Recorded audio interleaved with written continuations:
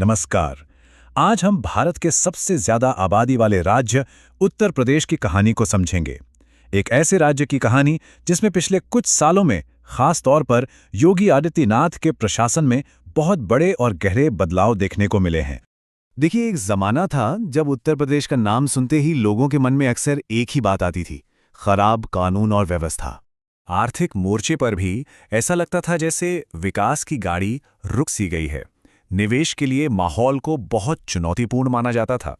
और जो बुनियादी ढांचा था, मतलब सड़कें, बिजली, वो तरक्की के रास्ते में एक बड़ी रुकावट की तरह देखा जाता था, जिससे राज्य का बाकी हिस्सों से जुड़ना और आगे बढ़ना मुश्किल हो रहा था। तो चलिए अब जरा गहराई में चलते हैं। जब नई सरकार आई तो उसकी सबसे पहली और सबसे बड़ी प्राथमिकता थी राज्य की कानून व्यवस्था को पूरी तरह से बदलना। इसके लिए एक मल्टी लेवल स्ट्रैटेजी अपनाई गई। गैंगस्टर एक्ट जैसे जो पुराने कानून थे, उनका बहुत सख्ती से इस्तेमाल हुआ। संगठित अपराध पर लगाम कसने के लिए स्पेशल टास्क फोर्स बनाई गई और महिला सुरक्षा के नाम पर एंटी रोमियो स्क्वाड भी शुरू किए गए। अब अपराध पर इस सख्त रवैये के दो पहलू सामने आए।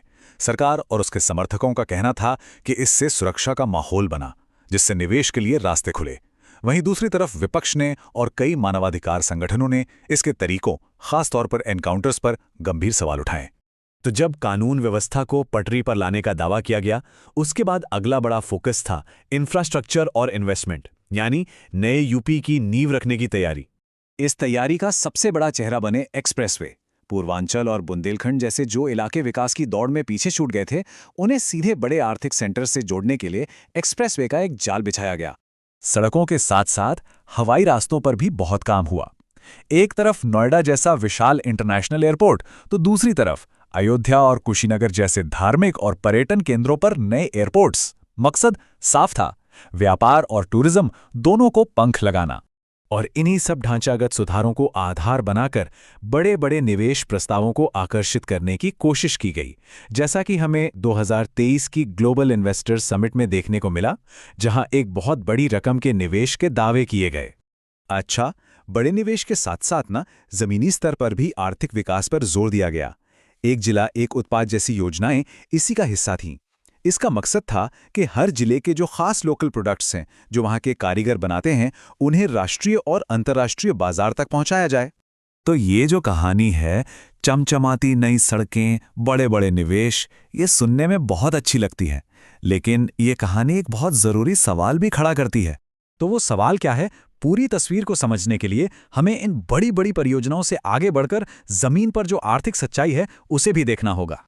सरकारी आंकड़ों के मुताबिक उत्तर प्रदेश अब जीएसडीपी यानी ग्रॉस स्टेट डोमेस्टिक प्रोडक्ट के मामले में देश की दूसरी सबसे बड़ी अर्थव्यवस्था बन चुका है। अच्छा, अब ये जो तस्वीर है ये बहुत दिलचस्प है। ये एक ही सिक्के के दो पहलुओं जैसी है। एक तरफ दावा है कि यूपी देश की दूसरी सबसे बड़ी अर्थव्यवस्था है और लक्ष्य $1 ट्रिलियन इकोनॉमी बनने का है। लेकिन दूसरी तरफ चुनौती क्या है? आम आदमी की कमाई यानी प्रति व्यक्ति आय, वो अभी भी कम है और बेरोजगारी वो एक बहुत बड़ा मुद्दा बना हुआ है। आलोचक कई गहरी और पुरानी समस्याओं की तरफ इशारा करते हैं। सबसे बड़ा सवाल है रोजगार का। उच्च बेरोजगारी आज भी एक कड़वी सच्चाई है। इसके अलावा स्वास्थ्य सेवाओं की हालत, शिक्षा की गुणवत्ता और किसानों की कम आय, ये कुछ ऐसे मुद्दे हैं जिन पर लगातार बहस होती है और ये प्रदेश की एक बहुत बड़ी आबादी पर सीधा असर डालते हैं। तो ये सब हमें उत्तर प्रदेश की एक बहुत ही जटिल और अभी भी जारी कहानी तक ले आता है। ये एक ऐसे बदलाव की कहानी है जो दिख तो रही है, लेकिन इसका आखिरी पन्ना अभी लिखा जाना बाकी है।